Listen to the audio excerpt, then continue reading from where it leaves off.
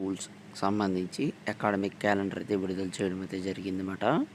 ఇందులో ఎన్ని రోజులు స్కూల్స్ అనేవి పనిచేస్తాయి, ఎన్ని రోజులు సెలవులు ఉంటాయి, అలాగే దసరా సెలవులు, సంక్రాంతి సెలవులు ఇవన్నీ ఎప్పుడు కండక్ట్ చేస్తారు, ఎప్పుడు ఇస్తారు, అలాగే పరీక్షల షెడ్యూల్ ఎప్పుడు ఉంటుందనేది వీడియోలో క్లారిటీగా ఎక్స్ప్లెయిన్ చేస్తాను. మన ఛానల్ తప్పకుండా సబ్స్క్రైబ్ చేసుకోండి, ఫస్ట్ టైం అయితే చూస్తున్నారు. అలాగే పక్కన గంట సింబల్ గట్టిగా నొక్కినట్లయితే కనుక మన ఛానల్లో పెట్టే ప్రతి వీడియో మీకు నోటిఫికేషన్ కింద రావడం అయితే జరుగుతుంది. ఈ వీడియో కనుక నచ్చినట్లయితే లైక్ చేయండి, షేర్ చేయండి, కామెంట్ చేయండి. ఫ్రెండ్స్, వీడియోలోకి అయితే వచ్చేద్దాం. విద్యా సంవత్సరానికి సంబంధించి మొత్తం 232 పని దినాలు అయితే పనిచేస్తానైతే చెప్పారు. 83 రోజులైతే సెలవులు ఇస్తామని అయితే చెప్పడం అయితే జరిగిందన్నమాట. దానికి సంబంధించి చూసుకున్నట్లయితే కనుక ఒకసారి దసరా సెలవులు అక్టోబర్ 4 నుంచి 13 వరకు ఉంటాయని అయితే చెప్పారన్నమాట. క్రిస్టియన్ మైనారిటీ సంస్థలకు దసరా సెలవులో ఎటువంటి మార్పు లేదు.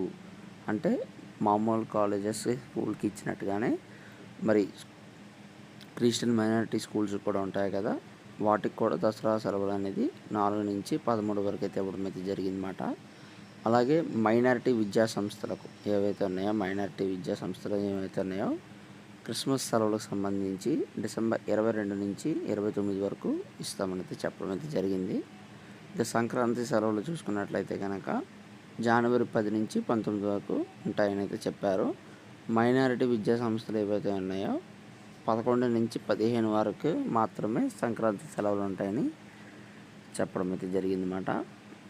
ఇంకా పరీక్షల షెడ్యూల్ చూసుకున్నట్లయితే కనుక ఫార్మేటివ్ 1 సంబంధించి ఆగస్టు 27 నుంచి 31 వరకు కండక్ట్ చేస్తామని చెప్పారన్నమాట.